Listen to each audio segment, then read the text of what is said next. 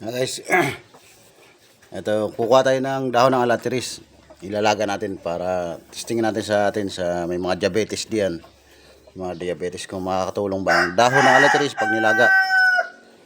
Kaya kukuha muna tayo.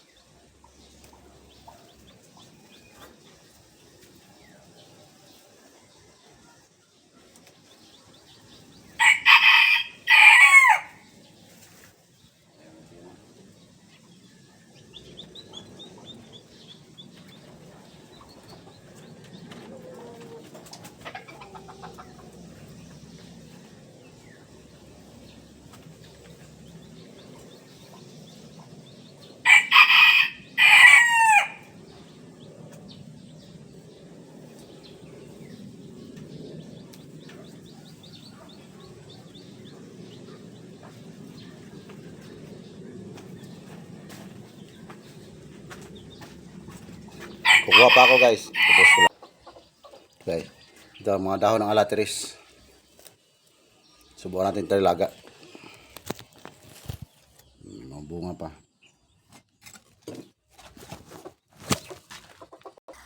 Galiin yung hugasan guys ha. Kasi marumi ito. Linisin nyo. Kasi maalikabok doon sa karsada. Kasi sigurado may mga dumiyan. Lagi nyo hugasan pag maglalaga kayo. Ito yung nilagang dahon ng alatiris. Ito.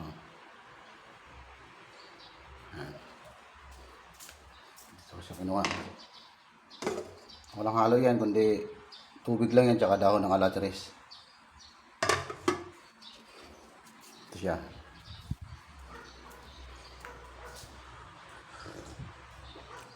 Mainit. Sa inyo, hindi maganda talaga ang lasa sa totoo nito. Hindi maganda ang lasa.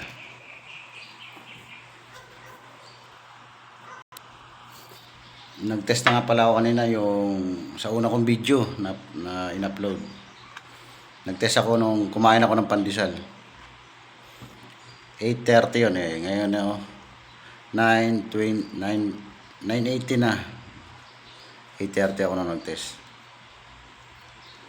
Tingnan nyo lang yung video ko doon kung ilan yung BP ko. Ay yung BP.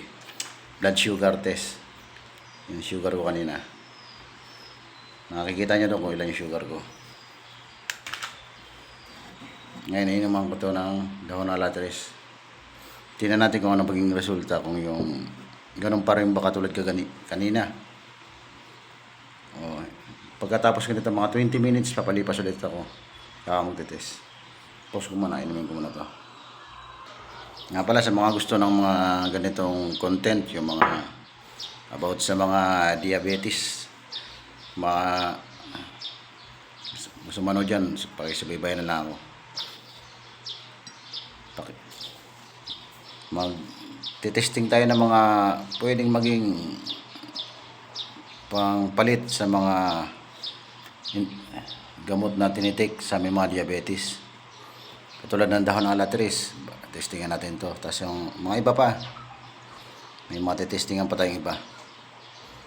At kung may gusto kayong pasubukan sa akin na halaman na para sa mga diabetes, mag-comment lang kayo. Kung kaya natin, isusubukan nating gawa ng video ang mga advice ninyo ng mga dahon para sa may mga diabetes. Ngayon, inumin ko lang to. Hindi ko siya madali-dali inom at mainit. Mainit kasi bagong pakulo. Kaya paintay-intay na lang. Tapos pagkatapos ko mag-inom to, orasan natin ng 20 minutes. Magte-test tayo ulit.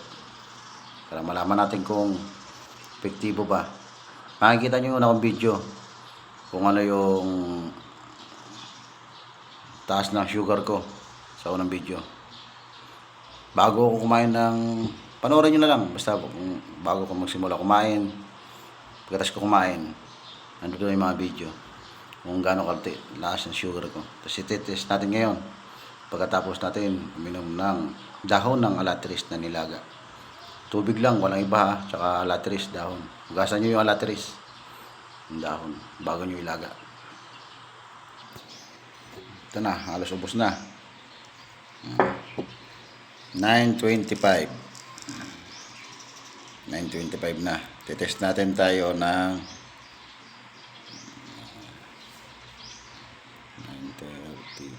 9:40. Titest tayo ng 9:40 kung ano ba naging resulta.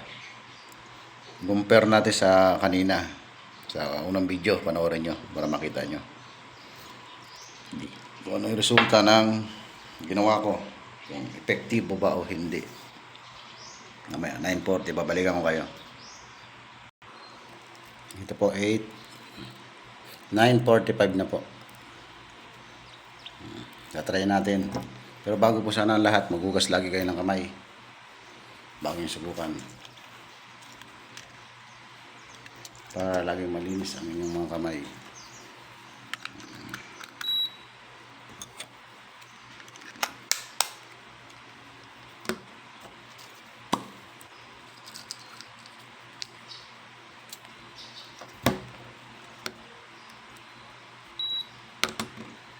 Tsaka yung mga ginamit nyo, huwag nyo na gamitin ulit, palitan nyo.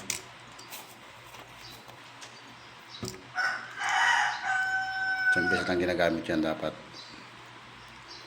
palitan nyo ng bago. Ayan.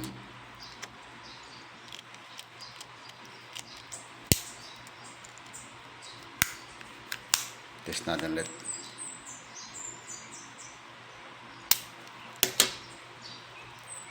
Ayan.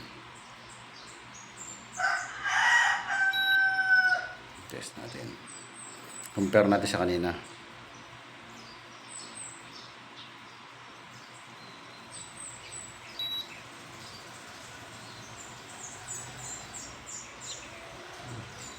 $317, ang taas.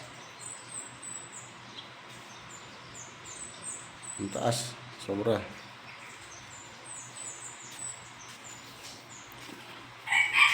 Yung ba't nangyari yan? Pero ito ang resulta, 317.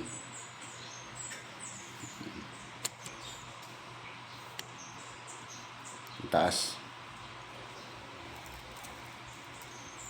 Hindi ko alam kung napasama ba, napaganda ba ang ginawa ko.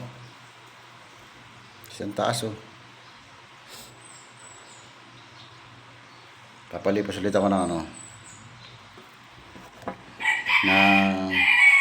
ng alas 10. Susubukan ulit ako alas 10. Subukan ko ulit uminom ng isang baso daw na latres kung anong ulit mangyayari, kasi gawa ng tumaas, parang tumaas tingin ko eh. Parang 17. Alas 10 susubok ulit tayo.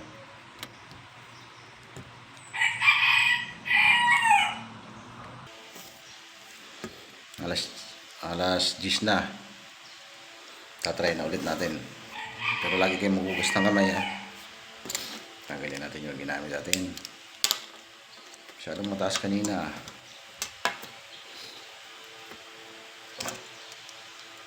Dapat bumaba siya ngayon.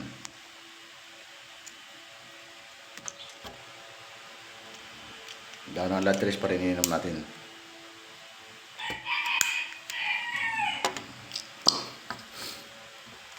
Try natin ulit.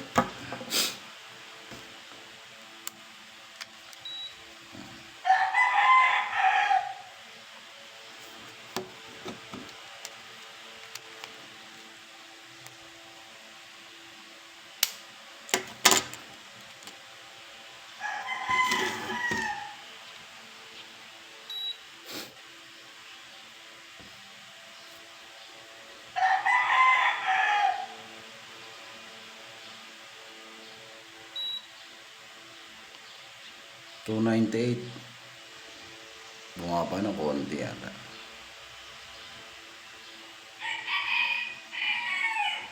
Palipasin natin ulit hanggang mamaya.